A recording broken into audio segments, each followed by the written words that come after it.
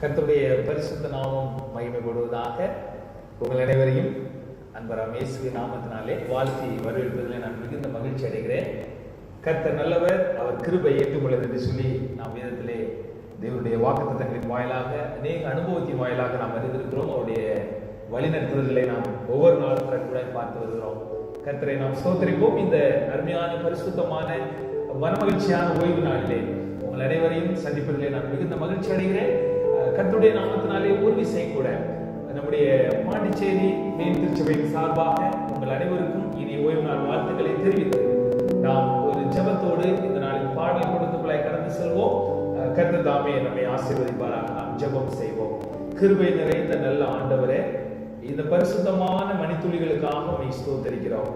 தேவனுடைய கிருபையும் அவருடைய பிரசன்னமும் எங்களை ஆட்கொண்டு வழிநடத்த வேண்டுமாய் நாங்கள் ஜெபிக்கிறோம்.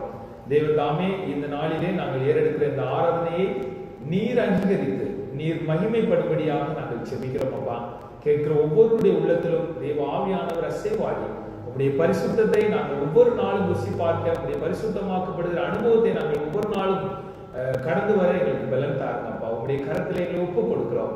நீர் எங்களை பரிசுத்தம் பண்ணுகிற கர்த்தர் என்பதை அறிந்து அர்ப்பணிக்கிறோம். ஏற்றுக்கொண்டு எங்களை வழி நடத்துங்க. இயேசுவின் நாமத்தினாலே கேட்கிறோம் எங்கள் பரிசுத்தம் உள்ள பரமபிதாவே, ஆமென். நம்முடைய பாடல் கூட்டத்தினுடைய முதலாவது பாடலாக 190வது பாடல், தாமதமின்றி இயேசுவை சேர்ந்த பாடல். பெரிய பாடல் புத்தகத்திலே 190வது பாடலை சேர்ந்தார்.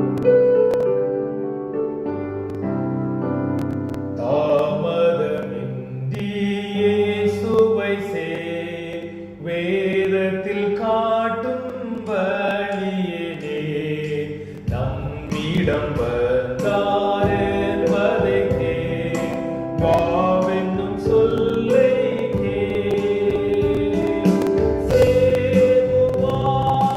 களிப்புடனே சுத்தம் செய்த நெஞ்சருடனே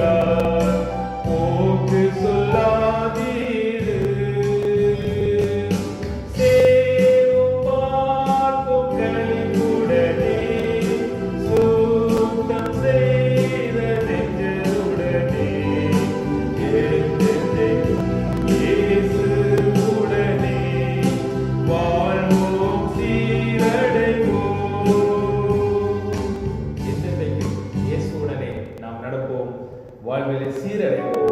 ஆண்டவரோடு நாம் நடப்பதினாலே தேவன் அந்த பாக்கியத்தை நமக்கு கொடுப்பாராக. இந்த நாளிலே தொடர்ந்து நாம் மற்றொரு பாடலை கர்த்தருடைய நாமத்தின் மகிமைக்காய் பாடுவோம். 189வது பாடல், பாவி உன் மீட்பர் கரிசனையாய் அழைக்கிறார் அழைக்கிறார் என்ற பாடல். 189வது பாடல் நம்முடைய பெரிய பாட்டு புத்தகத்திலே பாவிக்கான ஒரு அழைப்பை தேவன் கொடுக்கிறார். தேவன் நம்மை ஏற்றுக்கொள்வார். நம்முடைய சமூகத்தை துதித்து நாம் அவரை மேம்படுத்துவோம்.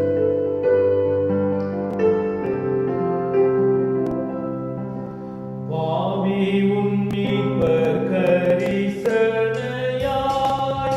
அழைக்கிறார் அழைக்கிறார்.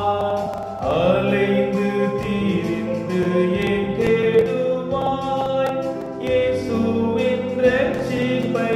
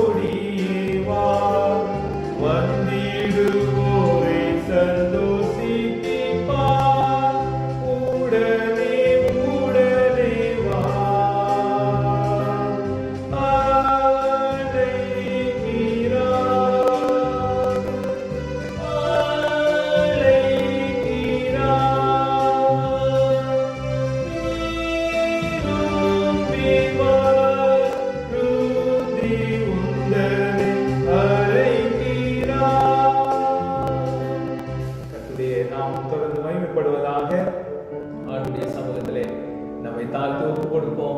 ஒரு கணம் நம்முடைய வாழ்வை ஆண்டவருக்கு அர்ப்பணிக்க ஆண்டவர் ஒரு வாய்ப்பை நமக்கு கொடுக்கிறார். விரும்பி வருந்தி நம்மை அழைக்கிறார். ஓடியே வா, நான் உன்னை சேர்த்துக் கொள்கிறேன் என்று சொல்லுகிறார்.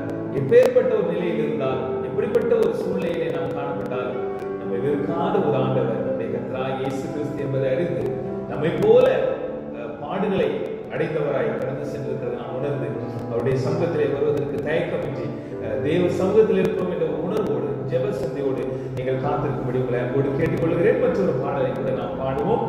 226வது பாடல், வா நீச பாவி வா என்றென்னை கூப்பிட்டீர் என்று சொல்கிற அருமையான ஒரு அர்த்தம் மிகுந்த பாடல் 226வது பாடல் சேர்ந்து நாம் பாடுவோம். என்னோடு சேர்ந்து நீங்கள் உங்கள் வீடுகளிலே இந்த பாடல் உங்களை கலந்து கொள்ளவும் உங்களை நான் அன்போடு கேட்டுக்கொள்கிறேன்.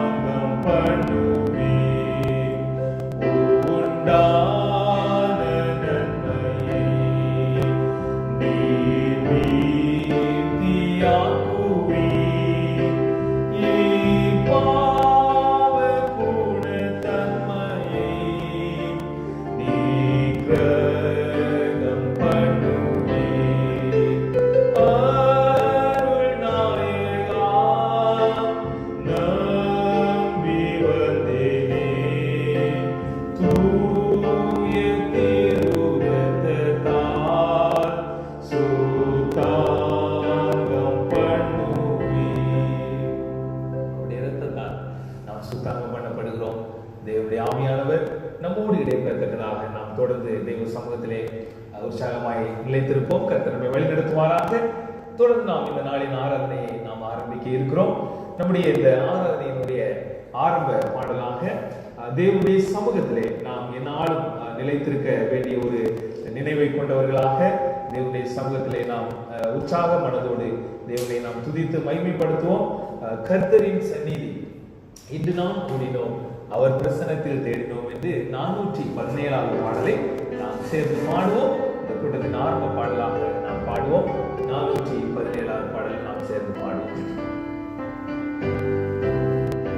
கர்த்தரின் சந்நிதி இன்று நாம் கூடினோம், அவர் பிரசன்னத்தில் தேடினோம்.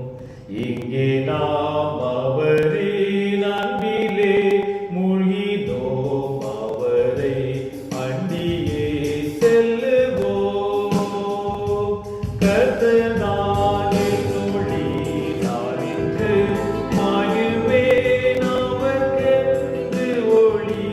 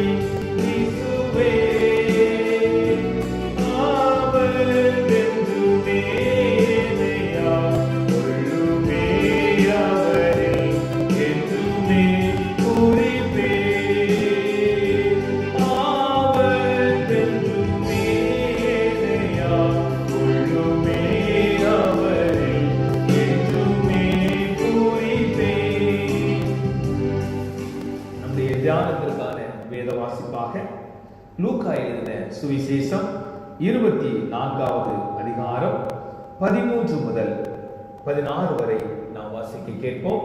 லூக்கா எழுதின சுவிசேஷம் 24வது அதிகாரம் 13 முதல் 16 வாக்கியங்களை நான் வாசிக்கிறேன். அன்றைய தினமே அவர்களில் 2 பேர் எருசலேமுக்கு 7 அல்லது 8 மைல் தூரமான எம்மாவு என்னும் கிராமத்துக்கு போனார்கள். போகையில் இந்த வர்த்தமானங்கள் யாவையும் குறித்து அவர்கள் ஒருவரோடு ஒருவர் பேசிக் கொண்டார்கள். இப்படி அவர்கள் பேசி சம்பாஷித்துக் கொண்டிருக்கையில் இயேசுதாமே சேர்த்து அவர்களுடனே கூட நடந்து போனார். ஆனாலும் அவரை அறியாதபடிக்கு அவருடைய கண்கள் மறைக்கப்பட்டிருந்தது. இந்த வாக்கியத்தின்படியே நாம் இந்த நாளிலே தியானிக்க இருக்கிறோம். இந்த வேத வாக்கியங்களை தேவன் நமக்கு ஆசீர்வதித்துக் கொடுக்க நாம் ஜெப சிந்தையோடு நாம் இந்த தியானத்துக்குள்ளே பிரவேசிப்போம். கண்களை மூடி நாம் ஜெபம் செய்வோம். கிருபை நிறைந்த எங்கள் நல்ல ஆண்டவரே, உம்முடைய இரக்கங்களுக்காக உம்முடைய கிருபைகளுக்காக நன்றி செலுத்துகிறோம். உம்முடைய சமூகத்திலே மறுபடியும் வருவதற்கு ஒரு வாய்ப்பை கொடுத்தீரப்பா, அதற்காக ஸ்தோத்திரிக்கிறோம்.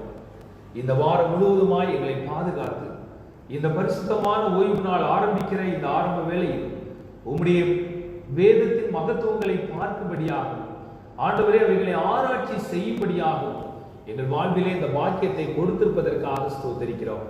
வேத வாக்கியங்களை ஆராய்ந்து பாருங்கள், அவைகளால் உங்களுக்கு நித்திய ஜீவன் உண்டென்று எண்ணுகிறீர்களே, என்னை குறித்து சாட்சி கொடுக்கிறவைகளும் அவைகளே என்று சொன்ன ஆண்டவரே, உடைய வார்த்தைகளை கேட்க நாங்கள் இந்த நேரத்திலே கூடி வந்திருக்கிறோம்.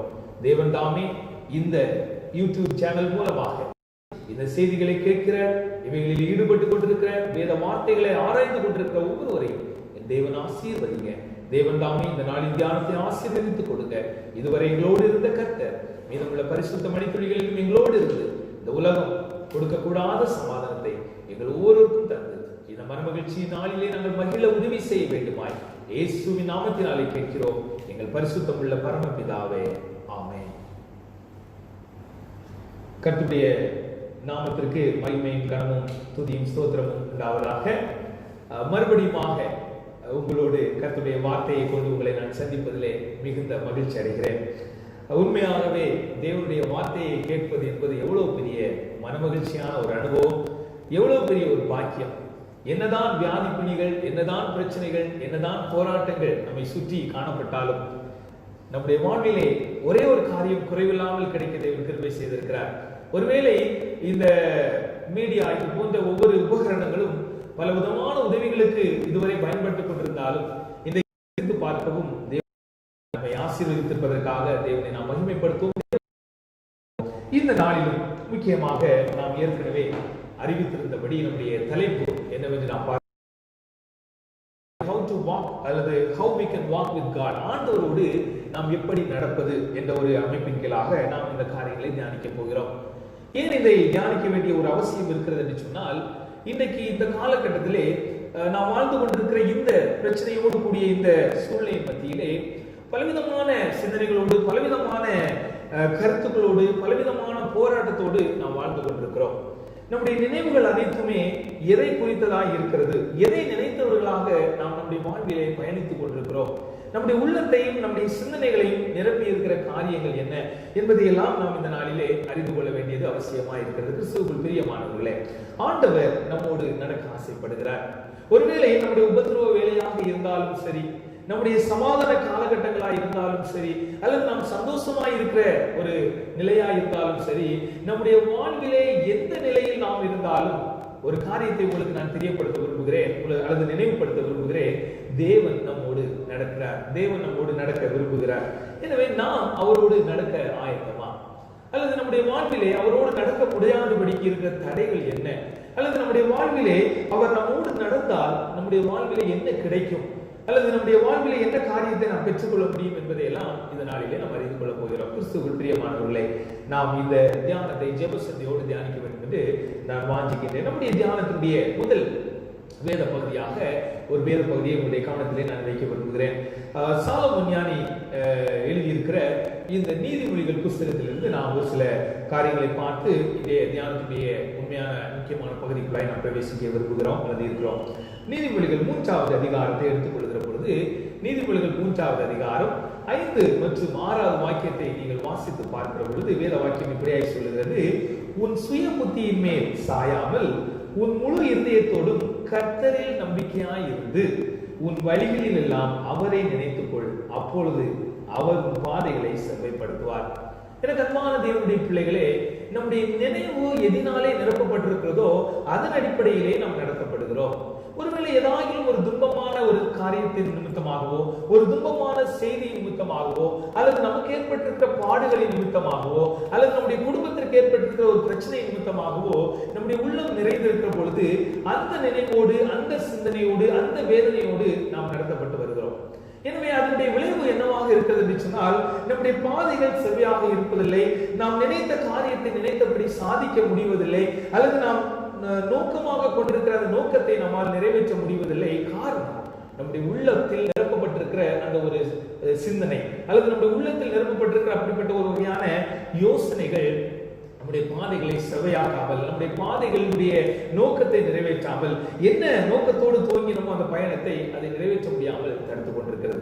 சில வேளைகளிலே சிலருக்கு அவர்களுடைய பயணத்தின் போது அவர்களுக்கு ஏற்பட்டிருக்கிற ஒரு சில செய்திகள் அல்லது அவர்கள் கேள்விப்படுகிற ஒரு விதமான செய்திகள் அவர்களுடைய வாழ்விலே அந்த பயணத்தை தொடர்ந்து மகிழ்ச்சியை செய்து முடிக்காமல், எதற்காக சென்றார்களோ அதை கூட நிறைவேற்ற முடியாமல் அவர்கள் தன்னுடைய பயணத்தை முடிக்கிற வகையிலே செயல்படுத்தி இருக்கிற சில அனுபவங்களை நம்முடைய வாழ்வில், மனிதன வாழ்விலே பார்த்து கொண்டிருக்கிறோம். ஆக வேதம் சொல்லுகிற முதலாவது ஆலோசனை, என்னதான் உலகம் முழுவதுமாய், என்னதான் வாழ்க்கை முழுவதுமாய், என்னதான் நம்முடைய இயல்பு வாழ்விலே சில பிரச்சனைகளோடு நாம் காணப்பட்டு கொண்டிருந்தாலும் வேதம் சொல்லுகிற காரியம் நம்முடைய சுய புத்தியை சாரக்கூடாது.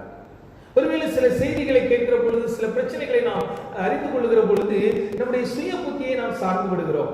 நாம் சுயமாக தீர்மானங்கள் எடுக்க முன் வந்து விடுகிறோம். சுயமாக அந்த பிரச்சனைகளை தீர்த்து விடலாம் என்று சொல்லி நாம் நம்முடைய வாழ்வின் போராட்டத்துக்குள்ளாய் நுழைய விரும்புகிறோம். என கண்பானவர்களே, இன்றைக்கு ஆண்டவர் சொல்கிற முதலாவது வாக்கியம், முதலாவது செய்தியாக வருகிற ஒரு வார்த்தை என்னவென்று சொன்னால், என்ன கேள்விப்பட்டாலும் சரி, என்ன பிரச்சனையில் நீங்கள் இருந்தாலும் சரி, என்ன கஷ்டத்தினூட நீங்கள் கடந்து போனாலும் சரி, நீங்கள் முதலாவது செய்ய வேண்டிய காரியம், சுய புத்தியை நீங்கள் சார்ந்து விடாமல் உங்கள் முழு இதயத்தோடும் கர்த்தரில் நம்பிக்கை இருக்க வேண்டும்.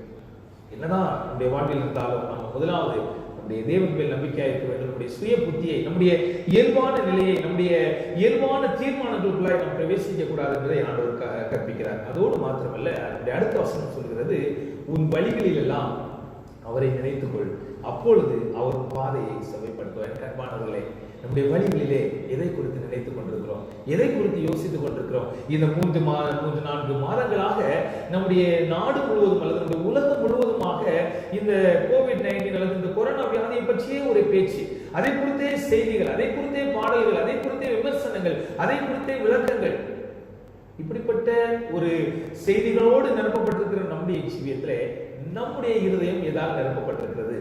நம்முடைய வழிகளிலே நம்முடைய நினைவு எப்படிப்பட்டதா இருக்கிறது?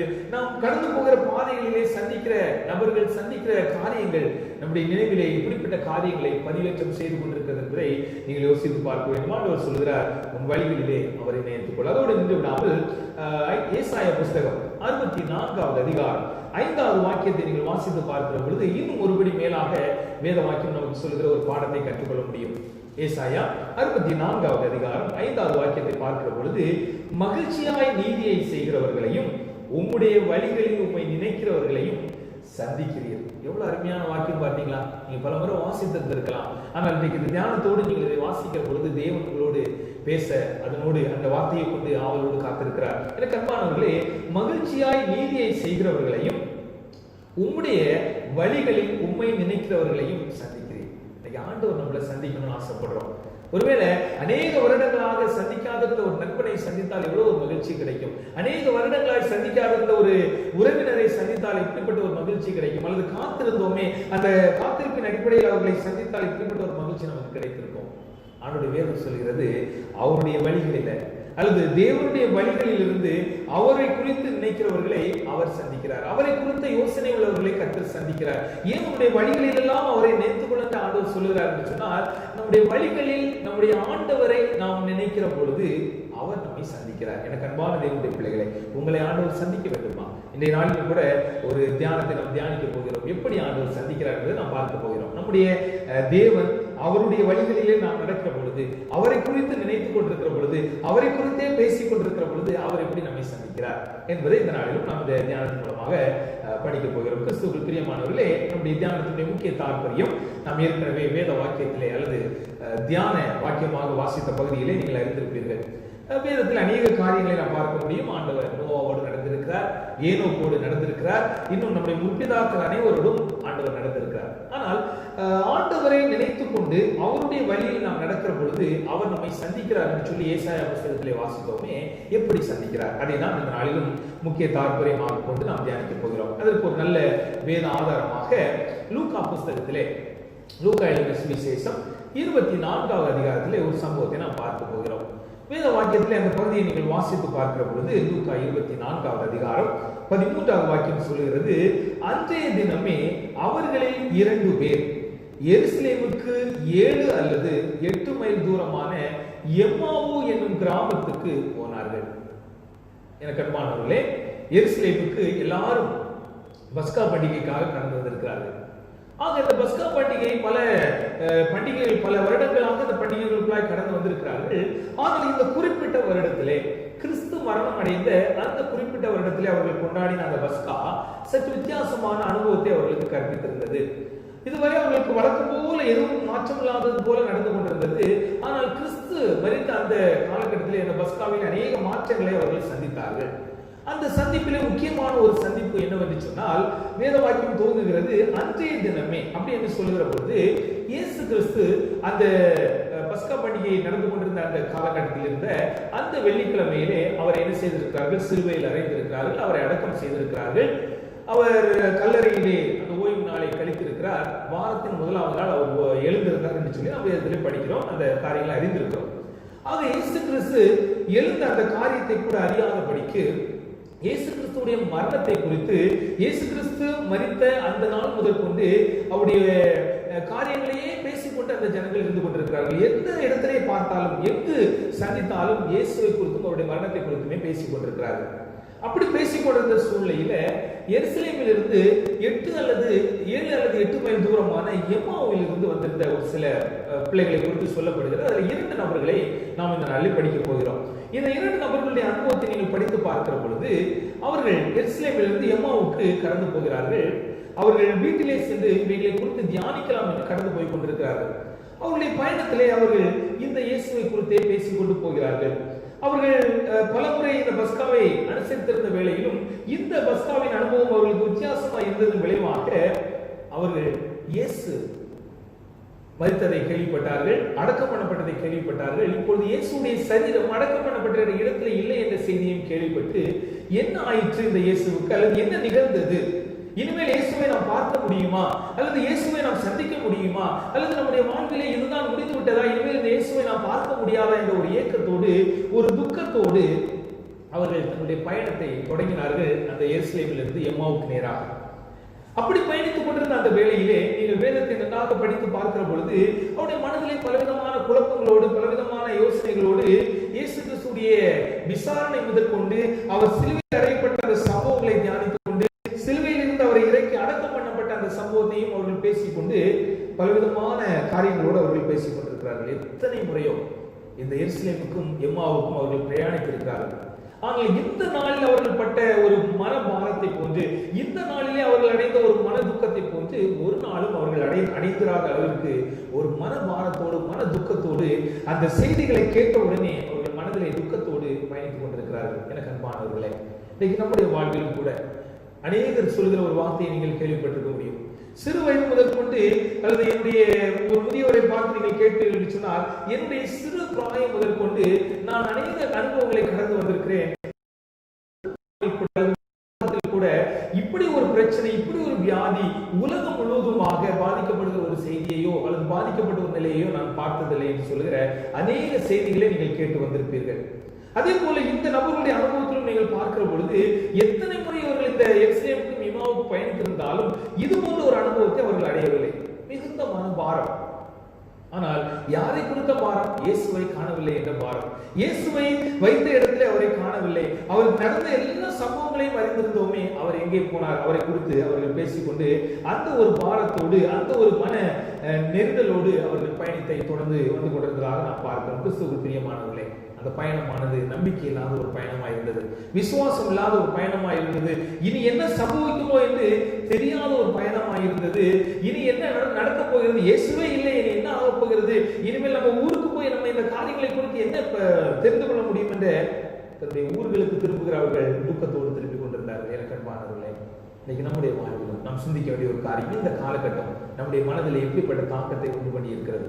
ஒருவேளை அவருடைய யோசனைகள், அவருடைய சிந்தனைகள் எல்லாம் இயேசுவை குறித்ததும், இயேசுடைய பாடுபரணங்களை குறித்ததும், அவர் அடைந்த ஒவ்வொரு உபாதைகளை குறித்ததுமாய் அந்த சீசர்கள் மத்தியிலே காணப்பட்டது. அவர்கள் இயேசுவையே நினைத்துக் கொண்டு அதை குறித்து பேசிக்கொண்டே அவர்கள் பயணித்தார்கள்.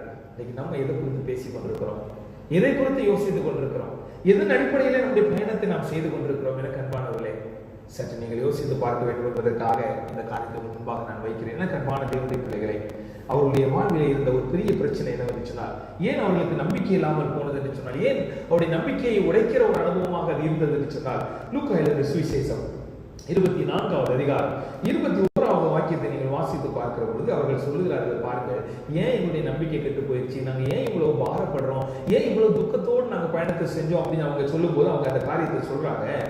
அவரை இஸ்ரவேலை மீட்டு ரட்சிப்பவர் நம்பி இருந்தோம், இவைகள் ரொம்ப ஒரு துக்கமான காரியங்க.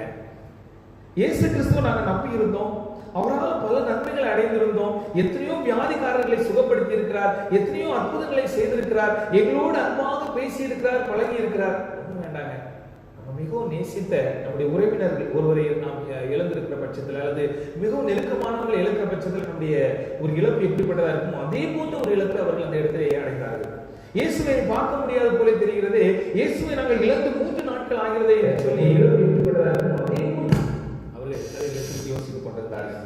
இயேசுவை பார்க்க முடியவில்லையே, இயேசுவை பார்க்க எங்களுக்கு வாய்ப்பு இல்லையோ அல்லது இருக்காமல் போய்விடுமோ என்ற ஒரு ஏக்கத்தோடு துக்கத்தோடு அவர்கள் பயணித்தார்கள். என் அன்பானவர்களே, அவருடைய அந்த ஒரு சிந்தனையினால் தான் அவர்கள் இந்த வார்த்தையை சொல்றாங்க, அவர் இஸ்ரவேலரை மீட்டு ரட்சிப்பார் நாங்கள் நம்பினோம், அவர் மூலமா தான் எங்களுக்கு ரட்சிப்போம், அவர் மூலமா தான் எங்களுக்கு விடுதலை, அவர் மாத்திரமே எங்களை காப்பாற்ற முடியும், அவர் மாத்திரமே எங்களுக்கு கிருபை செய்ய முடியும்னு நான் நம்பி இருந்தோங்க.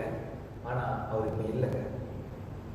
எங்க குடும்பங்களை சொல்றதை பார்த்திருப்பீங்க, எங்க குடும்பத்துல முக்கியமான நபர் தேவர், எங்களுடைய குடும்பத்துல இதை செய்கிறவராக இருந்தாங்க, இவருடைய காரியங்களை நாங்கள் இப்படிலாம் நம்பி இருந்தோம்னு சொல்ற ஒரு காரியத்தை அநேக அனுபவங்களை நம்ம கேள்விப்பட்டிருப்போம். இந்த உலக பிரகாரமான அந்த அனுபவங்கள்லாம் ஒரு புறம் இருந்தாலும் இயேசு உங்களுடைய வாழ்விலே எப்படிப்பட்ட தாக்கத்தை உண்டு பண்ணி இருக்கிறார்? இயேசுவை நீங்கள் உங்கள் வாழ்விலே இழந்திருக்கிறதை நீங்கள் அறிந்திருக்கிறீர்களா? இந்த சீசர்கள் இயேசுவை இழந்ததை அறிந்ததன் விளைவாக இயேசுவை இழந்த அந்த ஒரு சூழ்நிலையை அவர்கள் தாங்கிக் கொள்ள முடியாமல் அதை குறித்த ஏக்கத்தோடு துக்கத்தோடு அதையே நினைத்துக் கொண்டு தங்களுடைய வழிகளில் எல்லாம், தாங்கள் போகிற பயணத்தில் எல்லாம், தாங்கள் பேசின நண்பர்களிடத்தில் எல்லாம், தாங்கள் சந்தித்த ஒவ்வொரு சூழ்நிலையிலும் அதே குறித்து பேசினார்கள். எனக்கு அன்பான தேவனுடைய பிள்ளைகளை யோசித்து பாருங்க, இன்னைக்கு உங்களுடைய வாழ்வில் இயேசு கொண்டு பண்ணியிருக்கிற தாக்கம் என்ன? அல்லது அன்னைக்கு நீங்க தொடர்ந்து நீங்க லூக்கா புத்தகத்துடைய ஆரம்ப பகுதியில் பார்த்தீங்க அப்படின்னா, இயேசுவை அந்த பஸ்கா பண்டிகைக்கு அழைத்து கொண்டு போறாங்க அவருடைய பெற்றோர்கள். அந்த 12 வயது என்று சொல்லப்படுகிறது. அந்த பஸ்கா பண்டிகைக்கு போயிட்டு அவங்க மறுபடியும் வீட்டுக்கு திரும்புற வழியில பாத்தீங்கன்னா, இயேசு கிறிஸ்து அந்த பிரயாணம் செய்யறவருடைய கூட்டத்தில் ஒருவேளை இருப்பாருன்னு நினைச்சிட்டு அவருடைய பெற்றோரும் அப்படியே பயணத்தை தொடர்ந்து செய்யறாங்க. ஏனென்றால் ஒரு நாள் பிரயாணம் முடிஞ்ச பிறகுதான் அவங்க அந்த இயேசுவை குறித்து ஒரு எங்க இருப்பாரு காணாமே அப்படின்னு தேட ஆரம்பிக்கிறாங்க. தேடி போய் அவருடைய உறவின் முறையார் வீட்டெல்லாம் போய் பார்க்கிறாங்க, இயேசு அவங்க காணல. கண்பானவர்களை தேடி மிகுந்த மனவேதனையோடு மிகுந்த பாரத்தோடு மறுபடியும் எருசலேமுக்கு தேடி வராங்க. எங்க இயேசுவை கூட்டிட்டு போனாங்களோ, எங்க இயேசுவை அவர்கள் அழைத்து சென்று அந்த பண்டிகையில கலந்து கொள்ளத்தக்கதாக போனாங்களோ அங்க தேடி போறாங்க. 3 நாளைக்கு பிறகு இயேசுவை கண்டுபிடிச்சாங்க. எனக்கு அன்பான தேவனுடைய பிள்ளைகளை, இன்றைக்கு நான் உங்களுடைய மனதில் வைக்கிற ஒரு கேள்வி என்னவென்று சொன்னார், உங்களோடு இயேசு இருக்கிறாரா? நீங்கள் இயேசுவோடு பயணித்துக் கொண்டிருக்கிறீர்களா? நீங்கள் இயேசுவோடு நடந்து கொண்டிருக்கிறீர்களா? அல்லது உங்களுடைய வாழ்விலே நீங்கள் தனிமையாக நடந்து கொண்டிருப்பதாக எண்ணிக்கொண்டிருக்கிறீர்களா? உங்களோடு இயேசு இருந்தால் உங்களுடைய வாழ்விலே நீங்கள் எப்படிப்பட்ட ஒரு மாற்றத்தை நீங்கள் அடைந்திருப்பீர்கள் என்பதை இந்த நாளில் நம்ம அறிந்து கொள்ள போகிறோம். கிறிஸ்துவுக்கு பிரியமானவர்களே, இவர்கள் தங்களோடு இருந்த இயேசுவை அவர்கள் துளைத்ததை பார்த்தார்கள். காணாமல் போன இயேசுவை அல்லது தன்னிடத்திலிருந்து தன்னுடைய வாழ்விலே தங்களோடு இருந்த இயேசுக்கு இல்லையே அவர் குறித்து அவர்கள் தெரிந்து கொண்டார்கள். அவரை தேட ஆரம்பிச்சாங்க. அது இயேசுடைய பெற்றோருக்கும் பொருந்தும், இந்த சீசர்களுக்கும் பொருந்தும். எனக்கு அன்பானவர்களை தேடி பார்க்கிறாங்க. கடைசியில் பார்த்தா இயேசு அவர்கள் தேடியும் என்ன பண்ணுவதுன்னு தெரியாமல் ஊருக்கு போயிட்டு இருந்தாங்க. இப்போ என்ன நடந்துச்சு அப்படின்றத நம்ம தொடர்ந்து பார்க்க போகிறோம். அப்படி நம்ம அந்த அனுபவத்தை நீங்கள் தொடர்ந்து படித்துக் கொண்டு வருகிற பொழுது வேதம் சொல்லுகிறது, அவர்கள் இந்த வர்த்தமானங்களை எல்லாம் குறித்து 14வது வசனம் முதல் சொல்கிறது, போகையில் இந்த வர்த்தமானங்கள் யாவையும் குறித்து அவர்கள் ஒருவரோடு ஒருவர் பேசிக் கொண்டார்கள். இப்படி அவர்கள் பேசி சம்பாசித்துக் கொண்டிருக்கையில் இயேசு தாமே சேர்ந்து அவர்களுடைய கூட நடந்து போனார். எனக்கு அன்பானவர்களே, நான் தான் சொன்னேன், அவருடைய வழிகளில் அவரை குறித்து நீங்க நினைக்கிற பொழுது அவர் உங்களை சந்திப்பார் என்று எசாயா புத்தகத்துல படித்தோம். இங்க கூட பாருங்க, அவர் குறித்து பேசுறாங்க, அவருடைய பாடுமரணங்களை குறித்து பேசுறாங்க, அவருடைய அற்புதமான அனுபவங்களை குறித்து எல்லாம் பேசி தியானித்து அந்த வழியெல்லாம் இயேசுவை குறித்து 8 மைல் 7 மைல் 8 மைல் பயணம் முழுவதும் பேசிக் கொண்டு வருகிற பொழுது வேதம் சொல்கிறது, இந்த வர்த்தமானங்கள் எல்லாம் குறித்து அவங்க பேசிக்கிட்டு வருகிற வேளையில இயேசு தாமே அவர்களோட கூட நடந்து போனார் என்று வேதம் சொல்கிறது. 16வது வாக்கியத்தை வாசிக்கிற பொழுது, ஆனாலும் அவரை அறியாதபடிக்கு அவருடைய கண்கள் மறைக்கப்பட்டது. எனக்கு அன்பானவர்களே, இன்னைக்கு நீங்க இயேசுவை பத்தி பேசிக் கொண்டிருப்பீங்கன்னா, உங்க வீட்டுல இயேசுவை குறித்தும் அவருடைய பாடுமரணங்களை குறித்தும் அவர் நமக்கு செய்த தியாகங்களை குறித்தும் அவர் நம்முடைய வாழ்வில் வைத்திருக்கிற அக்கறையை குறித்தும் அவர் நம்மளை எவ்வளவு தூரத்துக்கு நேசிக்கிறார் என்பதை குறித்தும் அவரை குறித்தே நீங்க பேசிக் கொண்டிருந்தா, எனக்கு அன்பான தேவனுடைய பிள்ளைகளே, உங்கள் குடும்பத்திலே நீங்கள் 3 இருக்கலாம், 4 இருக்கலாம், அல்லது 10க்கு மேற்பட்ட நபர்களாக இருக்கலாம், ஒரு பெரிய குடும்பமாக நீங்க இருந்து கொண்டிருக்கலாம். நீங்க இயேசுவை பத்தி பேச ஆரம்பிக்கிற பொழுது இயேசு உங்கள் நடுவில் வருகிறார். ஒருவேளை அந்த சீசர்களை போல உங்களுடைய கண்கள் மறைக்கப்பட்டிருக்கலாம். இயேசுவோடு இருக்கிற ஒரு அனுபவத்தை நீங்க பெற வேண்டுமா? இயேசு உங்களோடு இருக்கிற ஒரு அனுபவத்தை நீங்க காண வேண்டுமா? உங்களை விட்டு அல்லது உங்களுடைய பாவத்தின் நிமித்தமாய் உங்களை விட்டு தூரமாக இருக்க காணப்படுகிற இயேசுவை நீங்க மறுபடியும் உங்களோடு சேர்த்துக் கொள்ள வேண்டுமா? எனக்கு அன்பானவர்களே, இந்த சீசருடைய அனுபவத்தை நீங்கள் பெற்றுக்கொள்ள வேண்டும். இயேசு உங்களோடு இருக்க விரும்புகிறார். இயேசு உங்களோடு நடக்க விரும்புகிறார். எப்பொழுது என்று சொன்னார், அவருடைய வழியிலே அவரை குறித்து நீங்கள் பேசுகிற பொழுது, அவருடைய வழியில் இருந்து கொண்டு அவரை குறித்து தியானிக்கிற பொழுது, அவருடைய வழியில் இருந்து அவரை குறித்து அறிந்து கொள்ள ஆவல் கொள்கிற பொழுது இயேசு உங்களை சந்திக்க ஆவலாயிருக்கிறார். நீங்கள் ஆயத்தமாயிட்டு சொல்லி நீங்கள் கேட்டு பாருங்கள். ஆக இந்த சம்பவங்கள் எல்லாம் நாம் தொடர்ந்து படித்துக் கொண்டு வருகிற வேலையில இந்த சீசர்களை பார்த்தீங்க அப்படின்னா அவருடைய பயணம் ரொம்ப கடினமாக இருந்தது பார்க்கிறோம். அவர் ரொம்ப பாகத்தோடு இருந்தாங்க பார்க்கிறோம். இவர்கள் மாத்திரம் கவலையோடு இருக்கல. மார்க் புஸ்தகம் 16ஆம் அதிகாரம் 10வது வாக்கியத்தில் நீங்க படிச்சு பார்த்தீங்கன்னா இந்த 2 பேரை பத்தி நம்ம படிக்கிறோம். இந்த 2 பேருக்கு முன்பதாகவே இன்னொரு கூட்டத்தாரும் ஆண்டவரை குறித்து, ஆண்டவரை காணோமே அல்லது என்ன நடந்து கொண்டிருக்கிறது, இயேசுவை கல்லறை வைத்து அந்த கல்லறையிலே இயேசுவை காணோமேன்னு சொல்லி எல்லாரும் துக்கித்து கொண்டிருக்கிற சூழ்நிலைகளை நீங்க மார்க் 16:10 நீங்க படிக்க முடியும். பார்க்கலாம், வாசிக்கிறேன் பாருங்கள். அவளிடத்திலிருந்து அவர் 7 பிசாசுகளை துரத்தி இருந்தால் அவர் புறப்பட்டு போய் அவருடைய கூட இருந்தவர்கள் துக்கப்பட்டு அழுது கொண்டிருக்கையில் அவர்களிடத்தில் போய் அந்த செய்தியை அறிவித்தார். இயேசு கூட இருந்த அவருடைய சீசர்கள் துக்கப்பட்டு என்ன செஞ்சாங்கன்னா அழுது கொண்டாங்க. They were literally crying. உண்மையாகவே ஒரு சூழ்நிலையில் அவங்க அழுகிறாங்க. இன்னைக்கு நம்ம எதுக்காக அழுகிறோம்? இயேசுவை காணோம் நம்ம அழுகிறோமா? ஆண்டவரே நீர் இருந்திருந்தா. நீங்க பாருங்க, அந்த லாசருடைய அனுபவத்தில் கூட பாத்தீங்கன்னா 2 சகோதரிகளும் ஒரு வார்த்தையை சொல்லுவாங்க. நீங்க யோவான் புத்தகத்துல நீங்க படிக்க முடியும். அந்த 11 12 அதிகாரங்களை நீங்க படிச்சு பாருங்க. 2 சகோதரிகளும் இயேசுவை அந்த லாசருவை இழந்த சூழ்நிலையில இயேசு மறுபடியும் இந்த வீட்டுக்கு வருகிற பொழுது 2 சகோதரிகள் ஒரே வார்த்தையை சிமிலரா சொல்லுவாங்க. 2 பேரும் 2 சூழ்நிலைகளை சந்திக்கிறாங்க இயேசுவை. ஆனா 2 பேரும் ஒரு வார்த்தையை சொல்லுவாங்க, நீர் மாத்திரம் இங்க இருந்திருந்தா, நீர் மாத்திரம் எங்க வீட்டுல இருந்திருந்தா ஆண்டவரே, நாங்க இந்த சகோதரனை இழந்திருக்க மாட்டோம். எனக்கு அன்பானவர்களே, உங்களோட இயேசு இருந்திருந்தா உங்க வாழ்க்கையில கடந்து வந்த அனுபவங்கள் எப்படி இருந்திருக்கும்?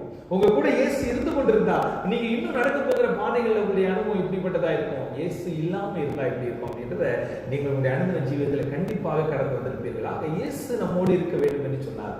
நாம் அவரை குறித்து பேச வேண்டும், அவரை குறித்து நினைத்துக் கொண்டிருக்க வேண்டும். ஒருவேளை நம்முடைய வேலைகளில் நம்ம ஈடுபட்டு கொண்டிருக்கலாம், நமக்கு பலவிதமான பாடுகள் இருக்கலாம், நம்ம பலவிதமான கஷ்டங்களை சந்தித்துக் கொண்டிருக்கலாம், பலவிதமான செய்திகள் நம்மை நெருக்கிக் கொண்டிருக்கலாம், பலவிதமான வேலைகளினால நம்ம அமிழ்த்தப்பட்டு கொண்டிருக்கலாம்.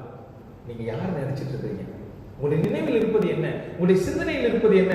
இதை நீங்கள் யோசித்துக் கொண்டிருக்கிறீர்கள். கிறிஸ்துவுக்குள் பிரியமானவர்கள், இந்த சீசருடைய அனுபவத்தை பார்த்தீங்கன்னா அவங்க அழுது கொண்டிருந்தாங்க, அவங்க வேதனைப்பட்டு கொண்டிருந்தாங்கன்னு சொல்லி நம்ம பார்க்கிறோம். கிறிஸ்துவுக்குள் பிரியமானவர்களே, அந்த எம்மாவுக்கு கடந்து சென்ற அந்த 2 பேருடைய அனுபவத்தை நீங்கள் படித்து பார்க்கிற பொழுது அவங்க லிட்டரலா அழுதாங்க, கண்ணீர் விட்டு அழுதாங்க.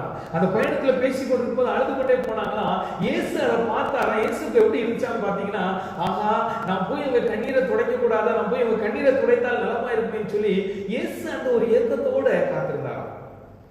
இயேசுக்கு எந்த தடையும் இல்லை அவங்களுடைய கண்ணீரை துடைப்பதற்கு. ஆனா அவருடைய கண்ணீரை துடைப்பதற்கு முன்பதாக வேத வாக்கியம் என்ன சொல்லுகிறது என்பதை அவர்களுக்கு கற்பிக்க ஆண்டவர் ஆசைப்பட்டார். எனக்கு அன்பானவர்களே, இன்னைக்கு நாமும் பல காரணங்களுக்காக கண்ணீர் வடிக்கலாம். ஒருவேளை இயேசு நம்மோடு இல்லாததுக்காக கூட நீங்க அநேகர் கண்ணீர் வடிக்கலாம். இயேசு என்னோடு இருந்திருந்தா இப்படி இருந்திருக்கும், என் வாழ்வில் இந்த நாட்கள் நான் எப்படி கடந்து போயிருப்பேன், இன்னும் வரும் காலங்களை எப்படி கடப்பேன்னு சொல்லி நீங்க யோசித்துக் கொண்டிருக்கலாம். உங்களுடைய கவலையை இயேசுவை உங்களோடு சேர்த்துக் கொள்ளத்தக்கதாக, இயேசுவை உங்களோடு பக்கமாக வைத்துக் கொள்ளத்தக்கதான ஒரு வாஞ்சியாக இருக்கலாம். ஆனால் எனக்கு அன்பான தேவனுடைய பிள்ளைகளே, இயேசு கண்ணீரை துடைக்க விரும்புகிறார். ஆனால் அவர் கண்ணீரை துடைப்பதற்கு முன்பாக இன்னொரு காரியத்தை என்ன செய்ய விரும்புகிறார் என்று சொன்னால், இந்த வேத வாக்கியத்திலே அவரை குறித்து சொல்லப்பட்டிருக்கிற நம்பிக்கையின் செய்திகளை நமக்கு கொடுக்க விரும்புகிறார்.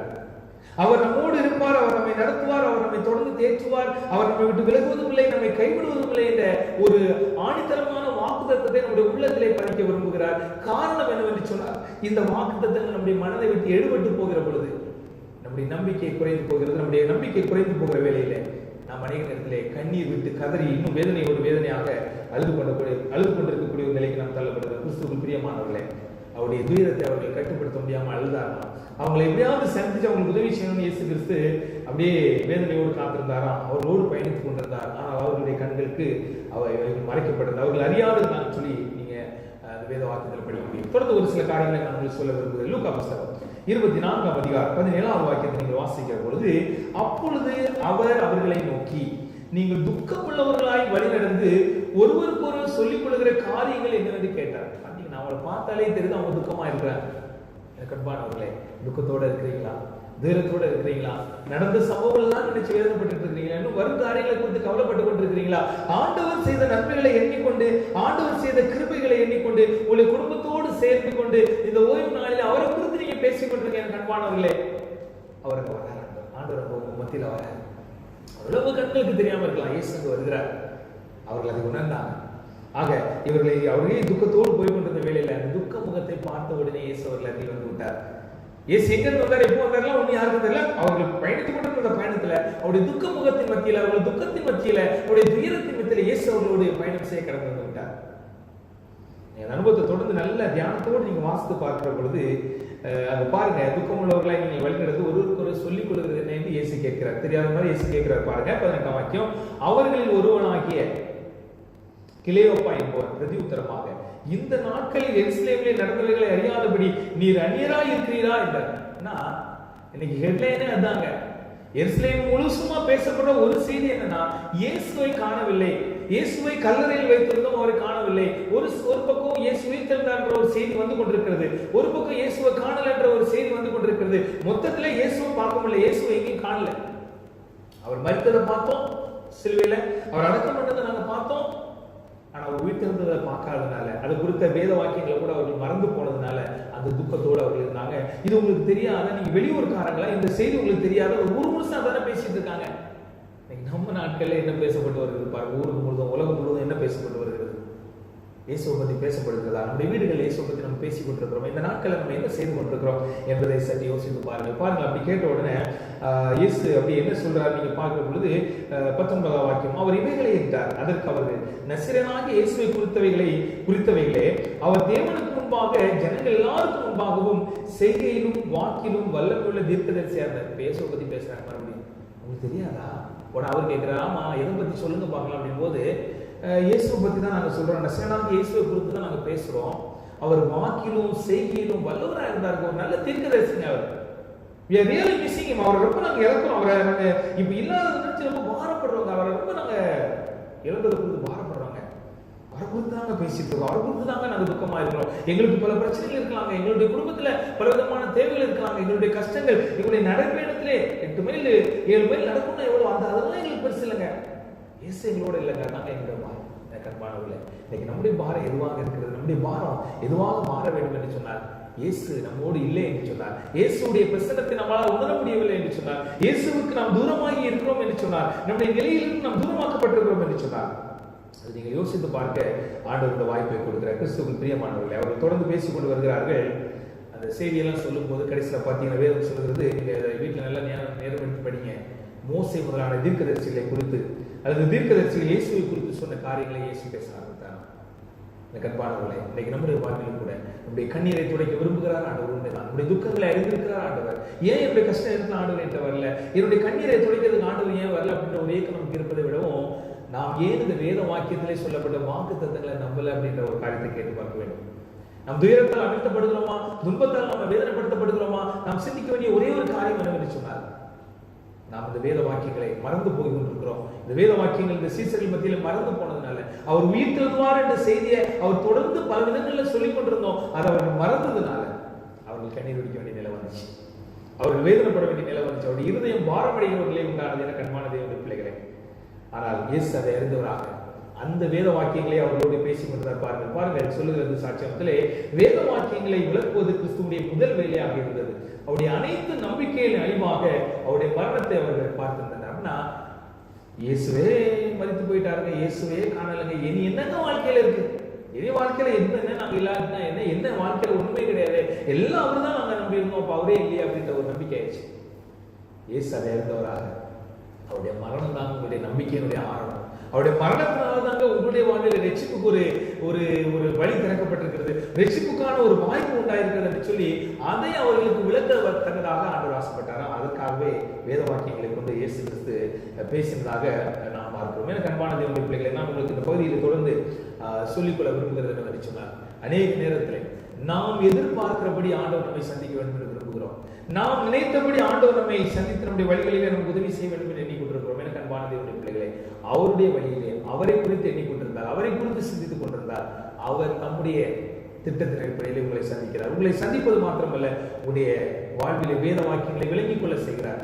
ஆண்டவரோடு நடக்கிற ஒரு அனுபவம் என்னவென்று சொன்னால் வேத வாக்கியத்தை அதை நமக்கு விளங்க செய்கிறது. எனவேதான் அந்த சீசர்கள் தொடர்ந்து சொல்லும்போது சொல்றாங்க, அந்த காரியத்தை நீங்க படிச்சு பார்த்தீங்க அப்படின்னா, வழியிலே அவர் நம்மோடு பேசுகிற காரியமானது அந்த வேத வாக்கியங்களை பேசுகிற பொழுது பாருங்கள், 32ஆம் வாக்கியம் சொல்லுகிறது, லூக்கா 24:32, அப்பொழுது அவர்கள் ஒருவரை ஒருவர் நோக்கி வழியிலே அவர் நம்முடனே பேசின வேத வாக்கியங்களை நமக்கு விளக்கி காட்டின பொழுது நம்முடைய இருதயம் நமக்குள்ளே கொழுந்து விட்டு எரியவில்லையா என்று சொல்லிக் கொண்டோம்னா, இயேசு பேசுகிற அந்த அனுபவத்தில் இயேசு நாம அறியலைங்க, ஆனாலும் அந்த வார்த்தைகள் அப்படியே கொழுந்து விட்டு எரிஞ்சிச்சான். இயேசுன்னு அறிந்த பிறகு சொல்றாங்க, ஆகா உண்மைதான், இயேசுதான் சந்திச்சோம், அவர் பேசின வார்த்தைகளுடைய இருதயத்துல கொழுந்து விட்டு எரியவில்லையா என்று சொல்லி அவர்கள் அந்த காரியங்களை பேசிக் கொண்டிருக்காங்க. எனக்கு பாருங்கள், அப்படித்தான் அதனுடைய நிறைவாக கடைசி போது நீங்க பாத்தீங்கன்னா அந்த பயணத்தை முடிக்கிறாங்க.